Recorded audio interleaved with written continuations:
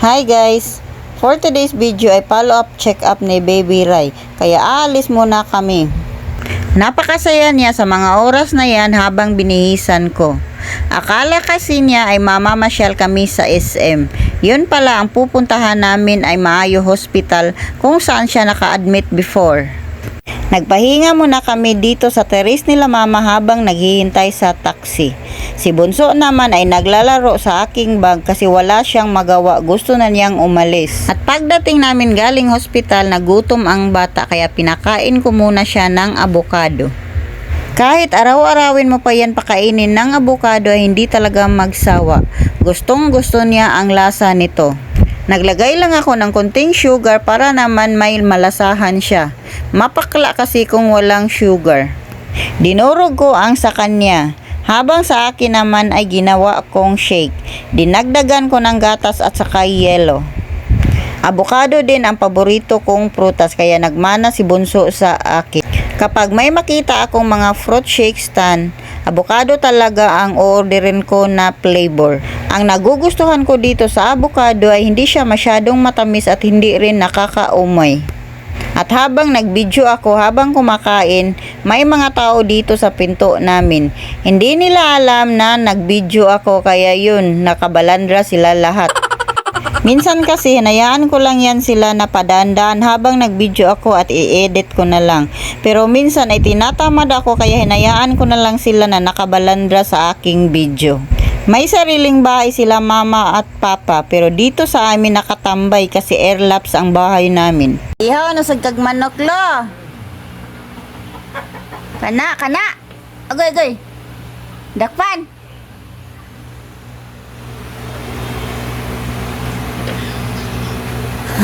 Naliara ko na dakpan.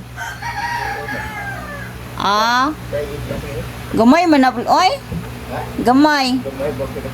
Ha? Gamay lagi siya. Dako day na.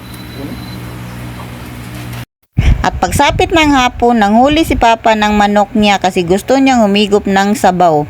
Native chicken po ito kaya napakasarap gawing tinulang manok. Noon, napakarami niyang alagang manok.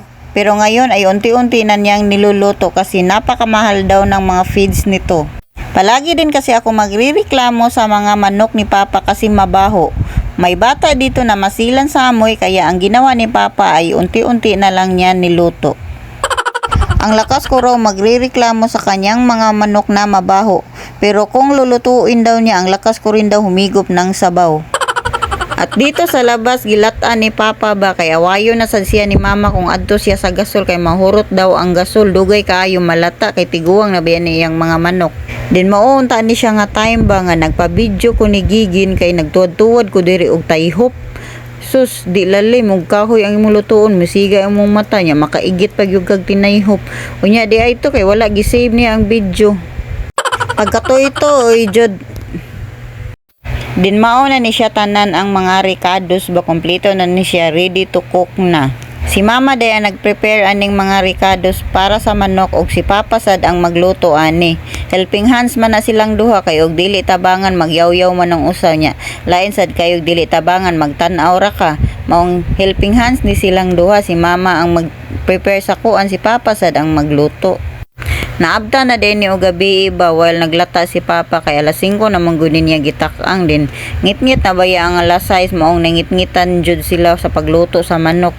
Kay unsaon sa ding manuka nga mukinto man guro ni siya nganong dugay man kayo ni siya nalata nga purtiro man tanin niyang gamaya. Gipalong na unta din ni Papa kay iyahan ng haunon niya kay pagtilaw niya perti pa man dayong gaihiya. Aw ilahan na pud gisigaan og balik kay para malata kay daghan na sa reklamo nga magluto niya gahi kistanan maong gisigaan na sa dintawon sa akong Papa. After 30 years naluto na jud in town maong magsukad na sadta. Gialasan na din ni Papa ang kaldero ba diri sa among sulod niya. Ako din ning gipatong sa among butin bahalag itom kay ito masanidaan ang amo ang butin kay karaan naman kayo ni membro man is mga antik. Dugay na jud bitaw ni ang among butin murag more than 10 years na ni. Ako alang jud ni siya gialagaan ba para dili tayaon maong nilungtad gid siya. Pagkakita ni boss among manager nga nagsukad nako sa among sudan, niduol na dayon siya para magsukad sad sa among kanon. Unya kay medyo taas-taas naman jud ni akong video, dili na lang mi mag-video while nagkaon, ako na lang ni siya putlon. At kung umabot kayo sa videos ko hanggang dito, pa like and share na din. Yun lang, salamat.